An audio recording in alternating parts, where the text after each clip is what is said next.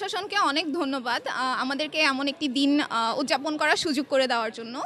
আসলে আমাদের এই বছরের মতো করে প্রতি বছরই ভার্সিটি ডে উদযাপন করা উচিত। এর মাধ্যমে আমরা দেখতে পাচ্ছি সবাই অনেক উৎসাহ নিয়ে কাজ করছে, তাদের ডিপার্টমেন্টকে রিপ্রেজেন্ট করছে, যার মাধ্যমে আমরা সিনিয়ররা জিনিসটা আয়োজন করছি আমাদের আগের সিনিয়রদের থেকে শিখে, কিন্তু আমাদের জুনিয়ররা তার মাধ্যমে আমাদের কাছ থেকে অনেক কিছু শিখতে পারছে।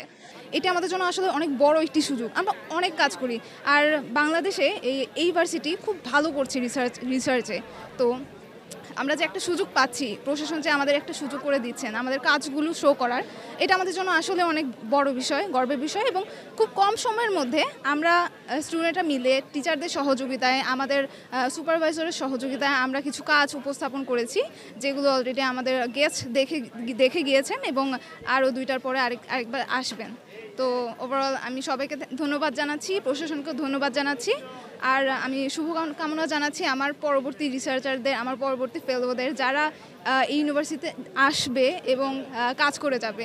আমি মনে করি আমাদের ভার্সিটি খুব ভালো একটা জায়গা, খুব ভালো একটা পরিবেশ দেয় ভবিষ্যৎ রিসার্চারদের জন্য। এটি খুব ভালো একটা অপরচুনিটি হবে। এখানে পড়া আর এখানে কাজ করা আসলেই খুব সম্মানজনক। রাষ্ট্রবিজ্ঞান বিভাগের স্টলে আমরা একটা ওইষ্টি রেখেছি। আমাদের রিসার্চ ডিপার্টমেন্টের টিচার সহ সকল শিক্ষার্থীদের যে রিসার্চ পেপারগুলো ওগুলো সাবমিট করছি। আমরা সংসদ ভবনকে প্রতীকী অর্থে দেখাইছি। আমরা একটা প্রতীকী নির্বাচনের ব্যবস্থা করছি। আমরা বাংলাদেশের গণ অভ্যুত্থান, জুলাই অভ্যুত্থান থেকে শুরু করে বাংলাদেশের প্রতীকী মানচিত্র সহ রাষ্ট্রবিজ্ঞান রিলেটেড যত বিজ্ঞানী এবং উক্তি এবং থিওরি আছে সেগুলো আমরা প্রদর্শন করেছি আমাদের স্টলে। নোয়াখালী বিজ্ঞান ও প্রযুক্তি বিশ্ববিদ্যালয় 19 বছর পেরিয়ে 20-এ পা দিল। ওয়ালটন আবারও মিলিনিয়ার অফারে ওয়ালটন ফ্রিজ কিনে আপনিও হয়ে যেতে পারেন মিলিয়নিয়ার। মিলিনিয়ার ছড়াছড়ি দেশ জুড়ে, এটা শুধু ওয়ালটনই পারে। দীর্ঘদিন ধরে নোয়াখালী বিজ্ঞান ও প্রযুক্তি বিশ্ববিদ্যালয় উপকূলীয় অঞ্চলে উৎকর্ষ সাধনে কাজ করে যাচ্ছে। 2017 সালের সেপ্টেম্বর মাসে শিক্ষা বিভাগের যাত্রা শুরু হয়, আর 2006 সালে যখন বিশ্ববিদ্যালয়টি প্রথম যাত্রা শুরু করে তখন মাত্র অল্প কয়টি বিভাগ নিয়ে শুরু হয়। এবছরই প্রথম বিশ্ববিদ্যালয় দিবসকে কেন্দ্র করে research fair, academic excellence award এবং শিক্ষার্থীদের অনুপ্রেরণামূলক ডিনস অ্যাওয়ার্ড দেওয়া হচ্ছে। এই দিক থেকে আমি আসলে খুবই পজিটিভলি দেখছি। আসলে এটা শিক্ষার্থীদের প্রেরণা যোগানোর জন্য এবং সামনের দিনে এগিয়ে নিয়ে যাওয়ার জন্য পাথে হবে বলে মনে করি। এবং শিক্ষার্থীদের প্রতিটি অর্জনকে যদি বিশ্ববিদ্যালয় এইভাবে স্বীকৃতি দেয় তাহলে শিক্ষার্থীরা শিক্ষা এবং গবেষণায় আরও বেশি এগিয়ে যাবে। এবং আপনারা একটি বিষয় জানেন যে বিশ্ববিদ্যালয়ের শিক্ষার্থীরা কিন্তু, আমরা বলি তাদেরকে জুনিয়র স্কলার, শিক্ষক যারা আছেন তারা হচ্ছে সিনিয়র স্কলার এবং শিক্ষার্থীরা হচ্ছে জুনিয়র স্কলার। তার মানে তাদের অর্জনকে আমাদের খাটো করে দেখার সুযোগ নেই।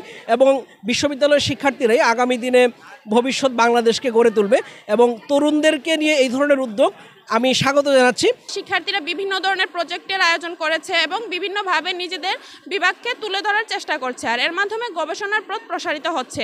এছাড়াও এই উদ্যোগের মাধ্যমে বিশ্ববিদ্যালয়ের প্রশাসন এবং বিশ্ববিদ্যালয়ের একটা পরিচিতি লাভ করছে, যা ভবিষ্যতে অন্যান্য যে নবাগত শিক্ষার্থী আছে তাদেরকে গবেষণার প্রতি আগ্রহী করে তুলবে।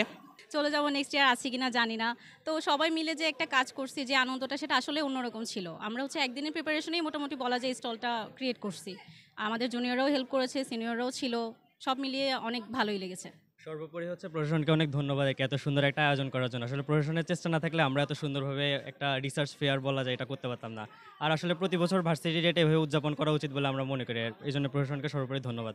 আমাদের 19তম research fair and academic excellence যেই অনুষ্ঠানটি হচ্ছে আমাদের নবীপ্রবি বিশ্ববিদ্যালয়ে, তো আমাদের জন্য সেটা অত্যন্ত গর্বের এবং এটা প্রথমবারের মতো এত সুন্দরভাবে একটি আয়োজন হচ্ছে।